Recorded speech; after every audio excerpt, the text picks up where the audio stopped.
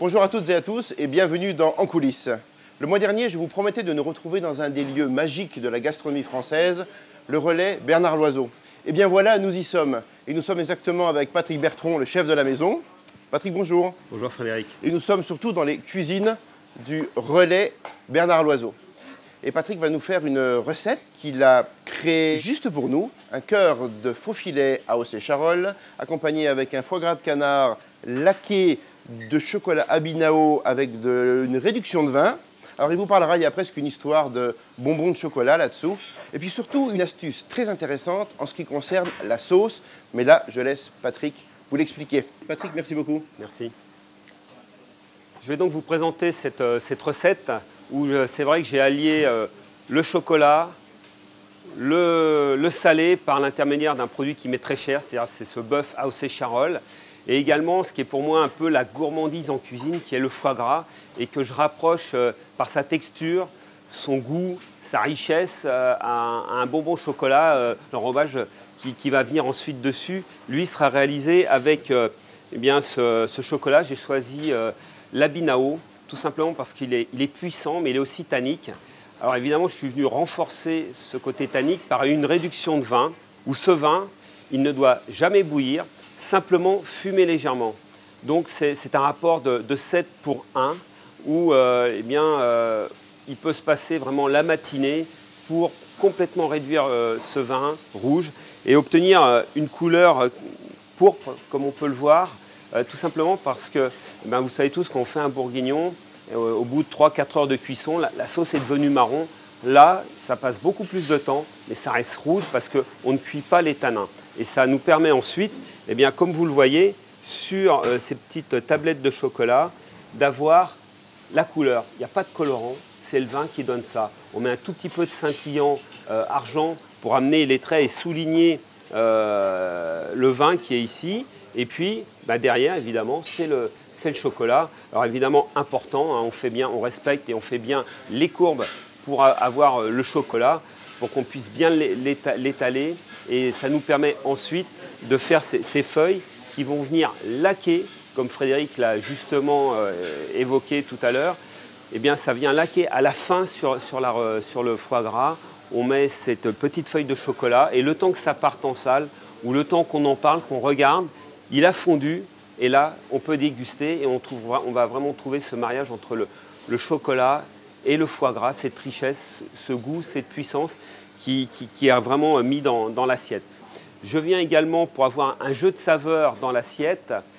On a fait un coulis de chocolat où on a mis du lait, on a mis le chocolat Abinao, également de la réduction vin rouge. Et ça nous permet de faire le transfert sur les saveurs du foie gras qui est laqué au chocolat. Premier geste de la recette maintenant, eh bien, je mets le gruet au four pour le torréfier, pour qu'il soit vraiment chaud et qu'il puisse libérer à l'instant où je vais le mettre dans le beurre toutes ces saveurs et toute sa subtilité. Donc là, 20 minutes, hein, pas plus, ça ne sert à rien, c'est tout fin. Ça va vraiment lui amener un petit côté crispy qui va venir sortir toutes les saveurs de ces fèves. Bien, donc maintenant le gruet, lui, va être torréfié. Donc le beurre, hein, dans un sautoir qui est chaud, comme ça instantanément, il va se mettre à mousser. Vous voyez, le gruet, là, maintenant, il s'est torréfié, il a pris des notes un peu plus ébènes que ce qu'il était au départ. Donc, important également, hein, le beurre, il faut qu'il soit noisette, parce que c'est là où il sort également toutes ces saveurs. Hein.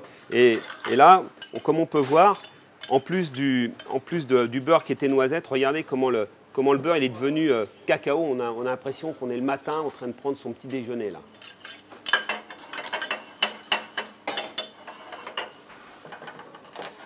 Alors, on en réserve une toute petite partie. On va venir le mettre sur le bœuf et ça va venir fleurir le bœuf et lui ramener toute la subtilité de la fève de cacao. Donc maintenant, le jus de bœuf, hein, qu'on ajoute. Maintenant, je vais le laisser réduire d'un petit quart selon, hein, c'est toujours l'important, et c'est pour ça que j'utilise énormément les cuillères, parce qu'il y a ce qui est écrit, mais il y a surtout ce qui se passe. Toujours contrôler ce qui se passe dans nos casseroles, dans nos sautoirs, dans nos sauteuses, parce que c'est le plus important.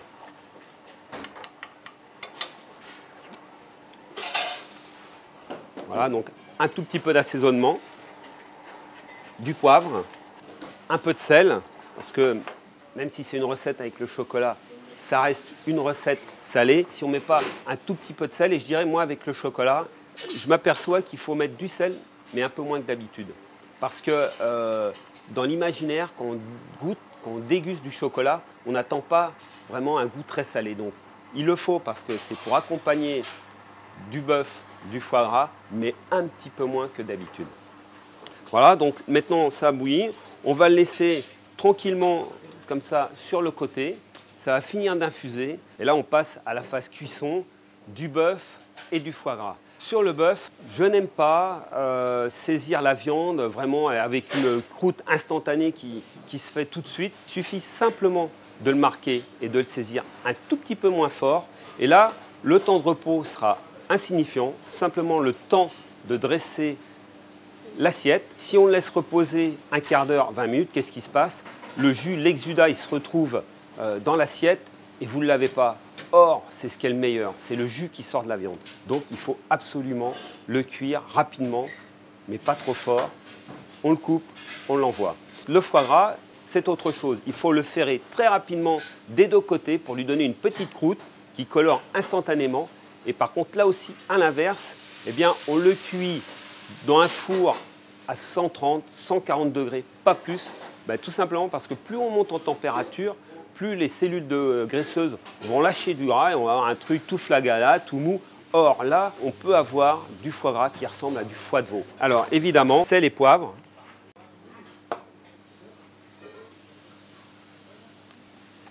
Des deux côtés.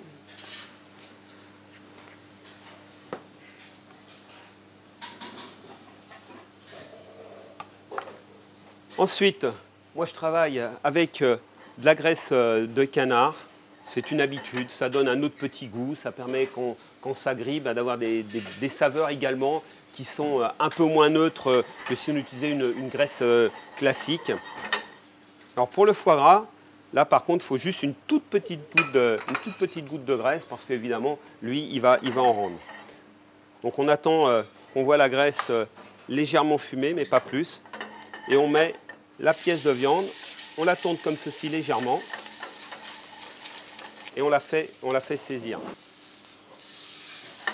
Et vous voyez, là, la viande, elle a déjà coloré, c'est très rapide mais c'est pas violent et il ne faut pas hésiter à la retourner plusieurs fois sur la même face parce que justement, il ne faut pas trop agresser cette fibre, il faut la respecter et ça amène au respect des saveurs. Et c'est vraiment, on entend ça maintenant de plus en plus parce que c'est ce qui permet d'avoir le bon goût, les saveurs et de toujours avoir une énorme attention sur ce qu'on est en train de faire et sur le produit qu'on cuisine. Et puis moi je pense toujours aux producteurs parce que ça, un bœuf de Charolles, c'est 4 ans, 4 ans et demi et ils ont passé du temps, respectons ce qu'ils ont fait. Maintenant c'est la cuisson du foie gras parce que le bœuf ne va pas tarder d'être cuit, le foie gras c'est très rapide, 1 minute à peine de chaque côté. 1 minute au four et ça suffit.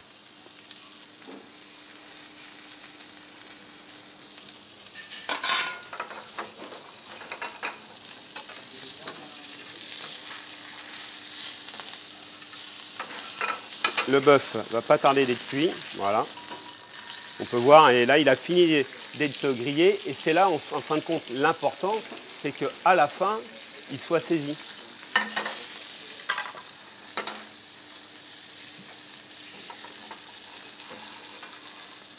Voilà, donc le foie gras, comme on peut le voir, il est bien grillé. Donc on l'enlève dans la plaque.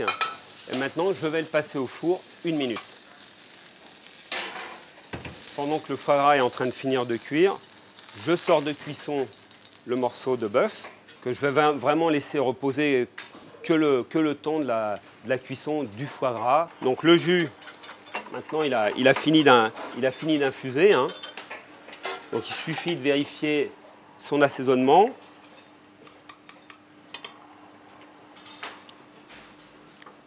Et là, on sent vraiment, je vous le promets, l'infusion du gruet, c'est d'une subtilité remarquable. Bien, maintenant, le foie gras est cuit, on va passer au dressage.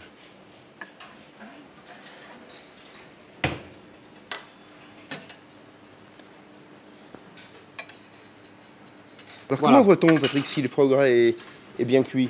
Bah, déjà, on le touche hein, et on Oui. voit que là il a perdu évidemment un peu, mais Oui. il a encore une texture qui ressemble à du foie de veau. Oui, tu parlais de ça tout à l'heure, c'est assez génial, vraiment. Et là, ce qu'on peut voir, la cuisson qui s'est faite dans un four à 130-140 degrés, bah, Oui. c'est le gras qui est resté bien jaune, hein, qui n'a pas du tout noirci à la cuisson.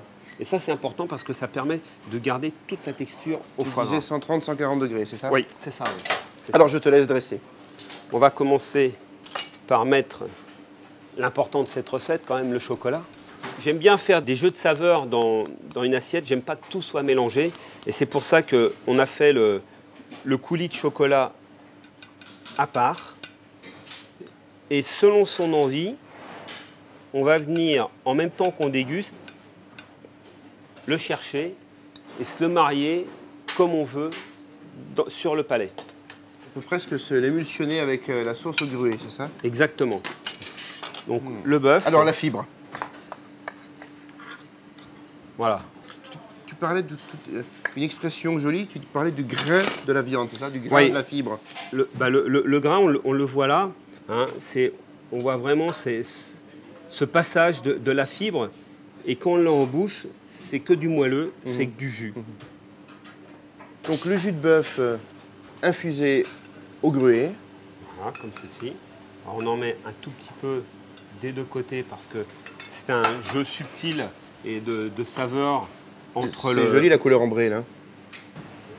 Et donc là, si on se souvient, Ah, la floraison. tout à l'heure, j'ai parlé que justement, on fleurissait en saveur le bœuf avec le gruet. Donc le gruet qu'on a retiré, on vient le mettre sur le dessus. Le foie gras. Et c'est à cet instant qu'on vient mettre sur le dessus. Donc la métaphore du bonbon de chocolat, c'est vrai qu'on retrouve dans le foie gras une texture similaire à la ganache. Exactement. Et là, en plus, ces stries viennent rappeler la fibre de la viande qu'on peut voir. Et là, le temps de le servir, évidemment, on voit, ça commence, la feuille de chocolat fond Oui. et va venir enrober sur le dessus le foie gras. Et puis après, il ne reste plus qu'à déguster, évidemment, le bœuf avec son jus au gruet.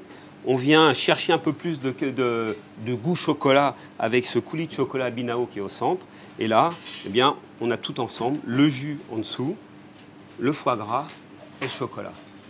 Patrick, merci beaucoup pour cette recette Merci. très innovante. Alors cette recette, vous la retrouverez sur le site. Le cœur de filet de bœuf AOC Charolles.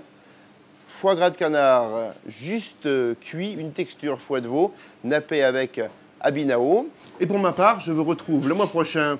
Bye bye.